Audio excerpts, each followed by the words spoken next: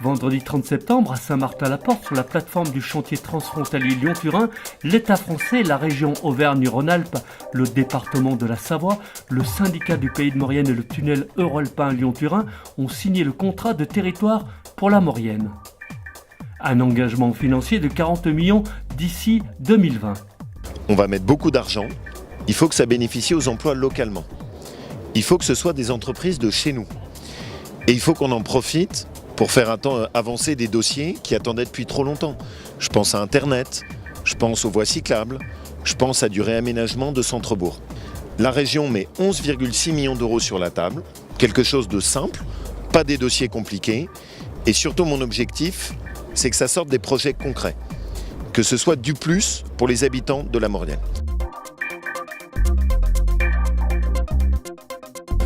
Ça, c'est la condition qui nous permet de travailler au mieux. Et nous ne sommes pas des personnes qui peuvent arriver dans un territoire vierge à faire ce qu'on doit faire. Et on doit partager avec les élus, avec les entreprises, avec l'organisation sociale. Nous avons d'un côté un chantier titanesque qui se profile, certainement un des plus gros chantiers européens dans les 10 ans qui viennent, qui va générer un certain nombre d'emplois avec des salariés à loger.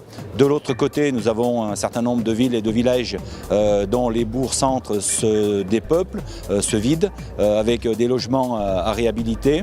Donc il faut que l'on trouve l'ingénierie, l'argent, il faut qu'on trouve la bonne organisation pour que demain ces logements inoccupés trouvent auprès des salariés des tunnels des locataires pour les habiter.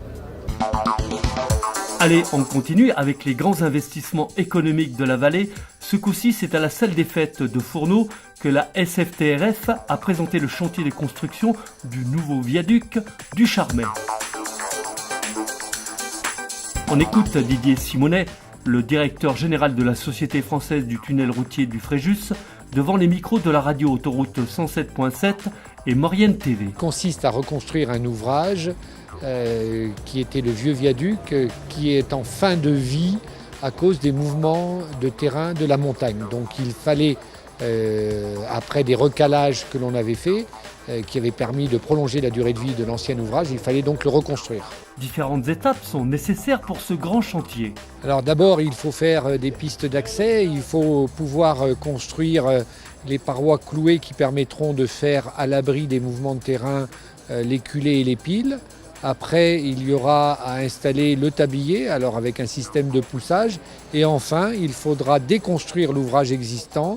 Et c'est aussi un chantier très complexe car il faut faire attention à ne pas avoir de problèmes de sécurité dans cette déconstruction. Et donc ce chantier va durer entre 4 et 5 périodes estivales. Des périodes d'alternat seront à prévoir sur les voies de l'autoroute. Donc il y aura des périodes d'alternat et notamment au début de l'été prochain. Un financement entièrement assuré par la SFTRF. Grâce aux produits des péages payés par les automobilistes et les transporteurs routiers. Vous savez, un chantier complexe comme ça, il risque d'y avoir quelques dépassements dus à des aléas géologiques ou on va dire grosso modo l'ordre d'une trentaine à 33 millions d'euros. Selon le directeur de la SFTRF, les travaux ont démarré en 2016 et seront terminés en 2019, au pire en 2020.